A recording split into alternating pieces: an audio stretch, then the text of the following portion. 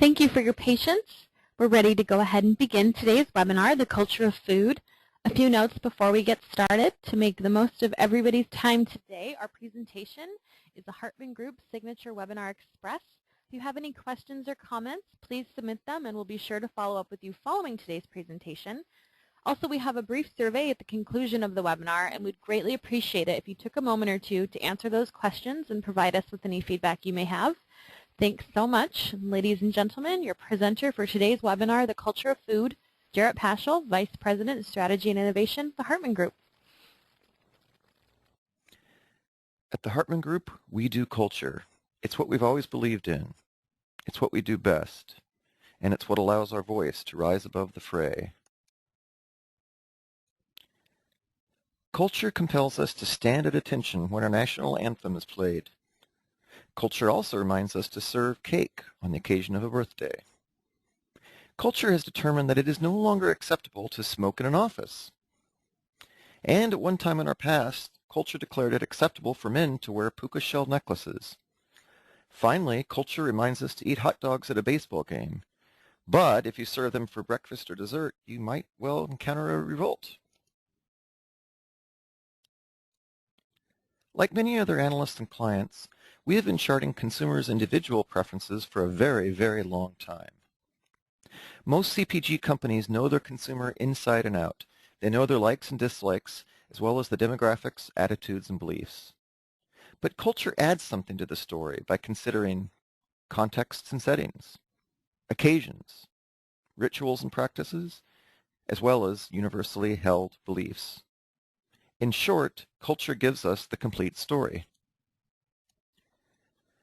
Food culture represents the sum total of ideas, practice, knowledge, artifacts, and ways of doing by which we come to understand food and eating. This includes restaurants and food trendsetters, specialized food media, and the foodie blogosphere. Also includes specialty food retailers, food media, chain restaurants, and food retailers, and of course consumers in everyday life. Food culture is far bigger than our mere tastes and preferences. Food culture is the lens through which we make better sense of food. Of course, there are other cultures as well, such as film culture, sports culture, or wine culture. The rule of thumb is that if there are trade groups, conferences, and trade or consumer publications out there, you're probably dealing with a culture. At the Hartman Group, much of our work takes place at the intersection of eating occasions and food culture. Our belief is that the same consumer orients very differently to food based on the occasion, and this orientation is itself significantly affected by the broader food culture. The three occasions we've identified, instrumental, savoring, and inspirational, are not necessarily mutually exclusive consumer segments. As we suggested, the same consumer frequently orients themselves differently to food based on the occasion at hand. Breakfast may be more about stuffing one's face, while later in the same day, the family dinner becomes focused on fresh, distinctive food ingredients. And finally, these occasions are themselves grounded in the broader food culture. Notice that the assorted brands, products, retailers, publications, media, and chefs now find their rightful home. The power of a model like this is that it begins to equip us to more naturally understand the consumer's frame of reference, as well as their desires, as they navigate between the myriad of occasions that organize their daily lives.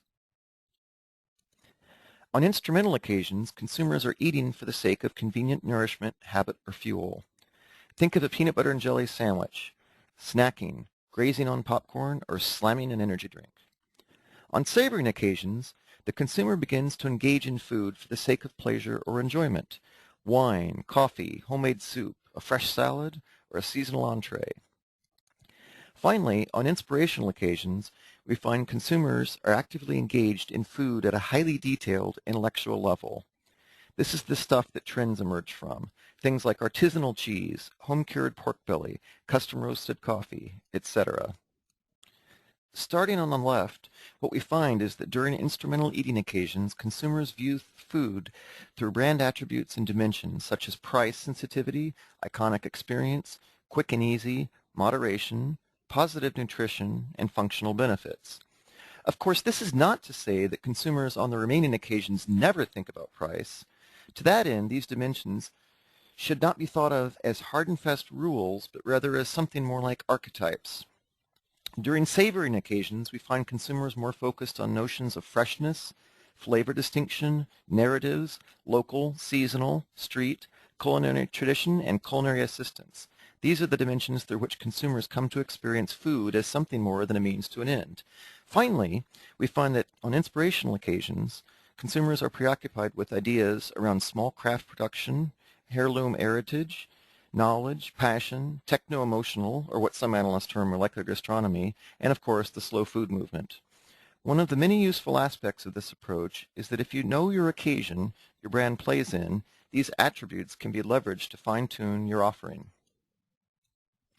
Now we will briefly turn to cover a selection of product attributes and dimensions from the instrumental and savoring occasions, as these occasions represent the greatest opportunity for those in the CPG and mainstream food retail arenas.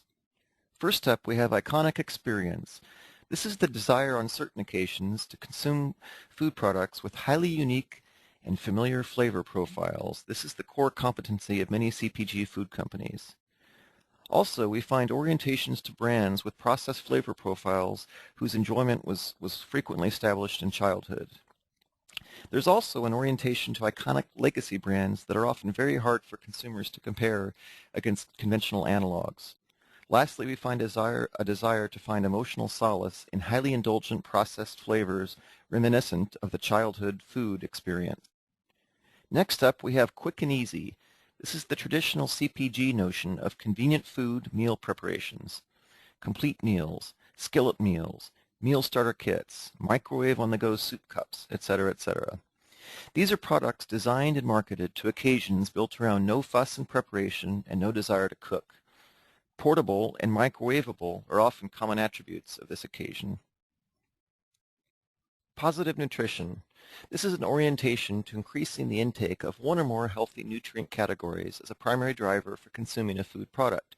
Top nutrients for adult consumers at the moment include fiber, whole grains, proteins, antioxidants, omega-3s, as well as basic vitamins and minerals. Of course, all of these nutrients are subject to revision as trends evolve. Positive nutrition serves to alleviate the guilt for the effects of habitual eating that are so dominant on these occasions. These include things like overeating, unconscious eating, and too much junk food. As the name implies, functional benefit is an orientation to food offering specific health and wellness benefits.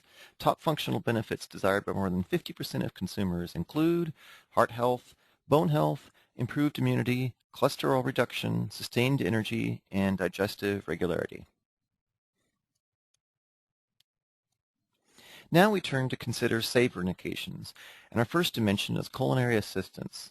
This is reimagined convenience, where the trickiest part of a savoring meal, most often the flavoring elements, are taken care of by an expert authority.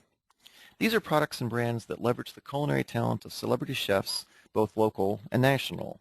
These things include sauces, sauce starters, flavor kits, spice kits, recipe information for experimental cooking. Now let's consider freshness. Freshness symbolizes foods that avoid any cues of industrial food engineering. Things that highlight freshness include flavor additives, chilled products, delicate packaging, etc. Freshness often equates to simple, the real, and restaurant quality.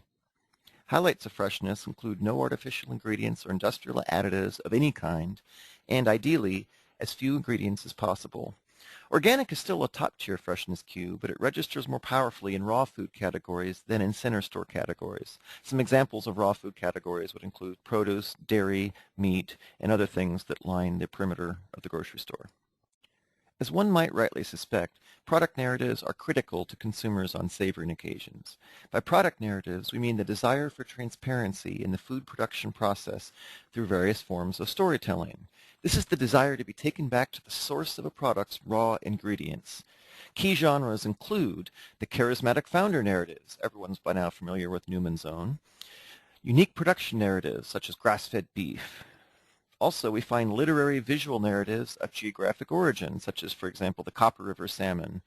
And finally, culinary endorsement narratives, things like chefs, magazines, and food critics. Now we turn to flavor distinction. By this we mean an orientation to consuming distinctive flavors defined as emerging recently in the U.S. marketplace from global food culture, flavors most consumers over the age of 15 did not grow up eating, and the artisanal reimagination of familiar or traditional flavors. Flavors that create the most distinction here connect strongly to naturally derived ingredients and not the synthetically engineered flavors or additives that orient more to iconic food experiences. Of course, culinary traditions also play a critical role to consumers on savory occasions. By culinary tradition, we mean connections to a historical cooking tradition found in the broader food culture. These are orientations to restaurant-quality food products designed to help consumers enjoy specific food traditions from around the world. And frequently we find that culinary tradition intersects commonly with culinary assistance for products aimed at fresh, home-cooked meal experiences. Finally, as we turn to consider the role of local and seasonal, we should note that there seems to be some confusion here in the analyst community. To be certain, local and seasonal are critically important dimensions to consumers on savoring occasions, but the important takeaway is that consumers do not necessarily interpret these dimensions literally. By local, we could refer to the distance the food must travel from the farm to the consumer's plate. This might be in town or in state. And local also applies to retail in the form of, say, farmers markets. But critically important here is to notice that local can also be conveyed symbolically. You could talk about a local producer as well as products that appear locally produced. Seasonal, on the other hand, is all about staying in tune with the natural rhythms and seasons of food production in one's local region. Currently, at the moment, seasonal orients most strongly to fruits, cheeses, and wines. So to summarize most briefly, this is our model. But it's more than just a tool that works. It's our fundamental approach. You might say a way of life. Because when it's all said and done, when all the numbers have been counted and the conversations recorded, you can only get so far. Culture, as they say, is the rest of the story. As we begin to draw this presentation to a close, we thought we'd leave you with a few brief parting thoughts. First off, it is imperative for those of us in the food business to remember that at the end of the day, it's always and forever about the food. Remember, ordinary people do not eat ingredients, nutrients, platforms, or mission statements. Ordinary people savor the wonder and majesty that is food. For more on this culture of food approach, be sure to visit our World of Occasions website, www.occasionbasedmarketing.com. This concludes today's webinar, The Culture of Food. Keep an eye out for future webinars by signing up for our newsletter, Heartbeat. You can sign up on our website, www.hartman-group.com. For more information or for any questions you have, you can contact Michelle Berry directly. Her contact information appears here on the screen. You can email her at michelleb@hartman-group.com or call her at 425-452-0818. Thanks again for joining us, and we'd greatly appreciate it if you'd take a moment or two to fill out the survey that will appear on your screen in just a few seconds. Have a great day.